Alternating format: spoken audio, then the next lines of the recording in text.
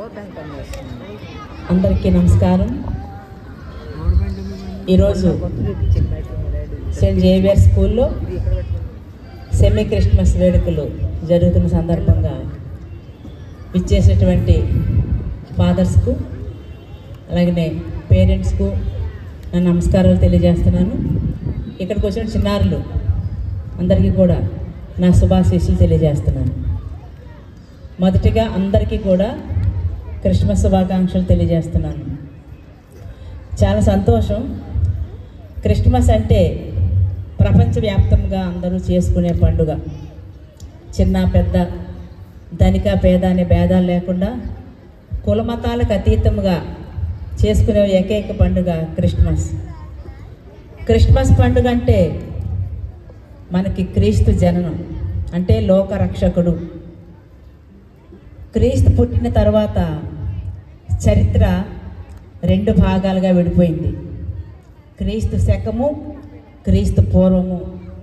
మనం ఏదైనా చెప్పాల్సి వచ్చేటప్పుడు మహామహులు రాజుల గురించి చెప్పిన, ప్రపంచ విజేత అలెగ్జాండర్ గురించి చెప్పిన, తర్వాత కాలంలో మనకి స్వాతంత్రం వచ్చిన సందర్భాలు చెప్పిన, ఆంగ్లేయులు మన భారతదేశాన్ని పరిపాలించిన సందర్భాలు చెప్పిన, ముస్లిం రాజులు, మొఘలాయి రాజులు, అలా ఎంతోమంది మన దేశాన్ని పరిపాలించే విషయాలు చెప్పిన, అంటే చరిత్ర చూస్తే క్రీస్తు శకము, క్రీస్తు పూర్వము.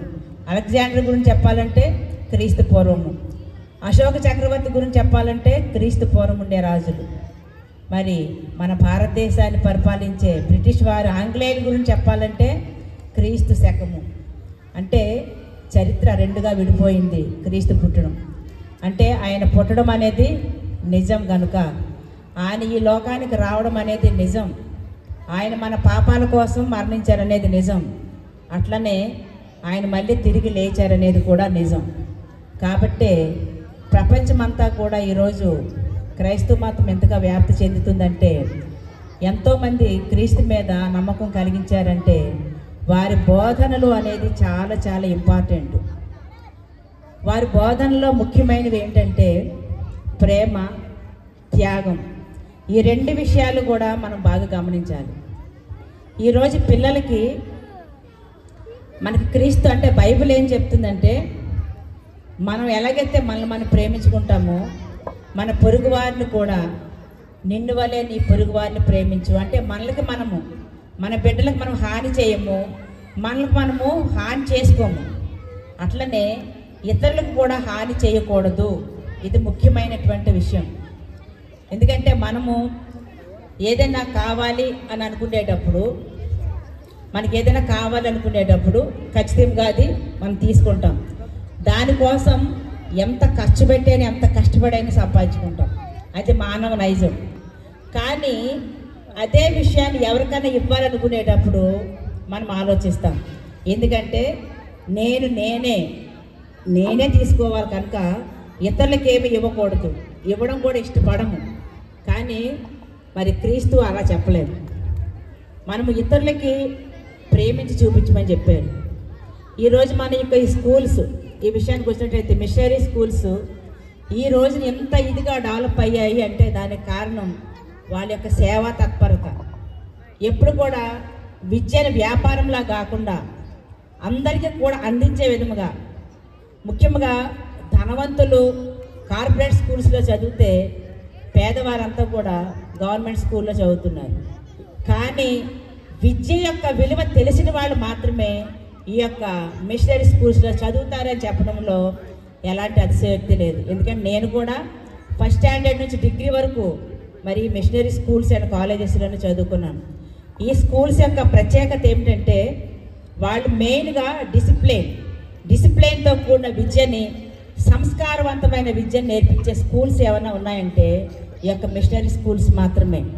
కనుక ఆ స్కూల్స్లో చదువుకునే వాళ్ళకి ఎలా జీవించాలో తెలుస్తుంది, ఎలా బ్రతకాలో తెలుస్తుంది, వాళ్ళ కాళ్ళ మీద వాళ్ళు నిలబడడానికి ఎలా ఉపయోగపడుతుందో తెలుస్తుంది. ఎందుకంటే నేను రీసెంట్గా 2 years బ్యాక్ నేను తెనాలిలో చదువుకున్న ఓల్డ్ స్టూడెంట్ని. ఆ స్కూల్లో మేము 10 years స్టూడెంట్స్ అందరం కూడా ఒకసారి రీయూనియన్ అనేది ఒకటి ఏర్పాటు చేసుకొని కలిస్తే ఆ రోజున 360 మంది మొత్తం స్టూడెంట్స్ వచ్చారు, ఓల్డ్ స్టూడెంట్స్. 360 మందిలో ఇద్దరు హౌస్ వైఫ్స్, మిగతా వాళ్ళందరూ ఎంప్లాయీసే జేఎంజేలో చదువుకున్న వాళ్ళైతే. అంటే అట్లా చదువు యొక్క విలువ ఖచ్చితంగా తెలియజేసే యొక్క కాలేజెస్ కానీ స్కూల్స్ కానీ ఏదైనా ఉన్నాయంటే ఈ మిషనరీ స్కూల్స్ వాళ్ళు మాత్రమే. కాబట్టి మీరు డిసిప్లిన్ లేకుండా ఉన్నట్లయితే, మనం కనుక క్రమశిక్షణతో కూడిన చదువు లేకపోతే ఖచ్చితంగా ఇందాక మనం చూసాం, తల్లిదండ్రులు ప్రేమించడం తెలియదు, పెద్దవాళ్ళని ప్రేమించడం తెలియదు, పెద్దవాళ్ళని గౌరవించడం అంతకన్నా తెలియదు, పిల్లల్ని మనకన్నా చిన్నవాళ్ళని ఏ రకంగా చూడాలనేది అసలు తెలియదు. అలాంటివన్నీ తెలియజేయాలంటే ఇప్పుడు మనకి ఈ విద్యకి చాలా చాలా అవసరం. ఇప్పుడు ఈ యూత్కి కానివ్వండి, ఈ చిల్డ్రన్స్ పిల్లలకి కానివ్వండి, అవసరం ఏంటంటే క్రమశిక్షణ. కాబట్టి క్రమశిక్షణ ఉంటే మనం చూస్తున్నాం, బాగా చదివిస్తారు తల్లిదండ్రులు, పెద్ద అయిన తర్వాత గొప్పవాళ్ళు అవుతారు. కానీ ఆ విద్య వాళ్ళకి సంస్కారం నేర్పకపోతే తల్లిదండ్రులు వృద్ధాప్య ఆశ్రమానికి వెళ్ళడం జరుగుతుంది. మరి చిన్నప్పుడు అందరికి చూసాం. ఎందుకని అలాగే చిన్నపిల్లగా ఉన్నప్పటి నుంచి వాళ్ళ కాళ్ళ మీద వాళ్ళు నిలబడేంత వరకు కూడా పిల్లల్ని ఎంతో అల్లారుముద్దుగా పెంచుతుంటే, వాళ్ళకి ఏది కావాలన్నా ఇస్తుంటే, దాని తర్వాత మరి అదే తండ్రులు వృద్ధాప్యంలో ఉండేటప్పుడు ఎందుకు పిల్లలకి భారం అయిపోతున్నారు అని అంటే, ఇలాంటి సరైన విద్య లేకపోతే, సరైన క్రమశిక్షణ లేకపోతేనే అట్లాంటివన్నీ కూడా జరుగుతున్న విషయాన్ని ఇక్కడికి వచ్చే తల్లిదండ్రులు తెలుసుకోవాలి, ఇక్కడ కూర్చునే పిల్లలు కూడా తెలుసుకోవాలి. కాబట్టి క్రిస్మస్ మరి క్రీస్తు జననం మనకందరికీ కూడా ఏం నేర్పిస్తుంది అనే విషయాన్ని చెప్పాను. ప్రేమతత్వం, మనలో కనుక ప్రేమతత్వం ఉంటే అన్నీ వాటంతట అవే వస్తాయి. ఈ ప్రేమ గురించి ఎన్నో కథలు ఎన్నో ఉన్నాయి, కానీ ఇప్పుడు మనకైతే టైం లేదు. కానీ మరొకసారి మీకు యానివర్సరీ ఎలా ఏదైనా జరిగితే అప్పుడు వచ్చి మీకు చెప్తాను.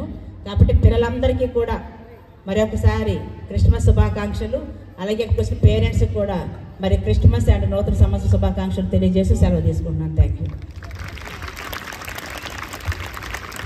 Thank you, madam, for your wonderful message. You clearly explained in 2 sentences the life of Christ, BC and AD. Thank you for the regards you have for the JMJ institutions, madam. Thank you once again. You explained about the love and sacrifice of Jesus Christ. Thank you once again, madam, for your wonderful speech. Thank you, madam.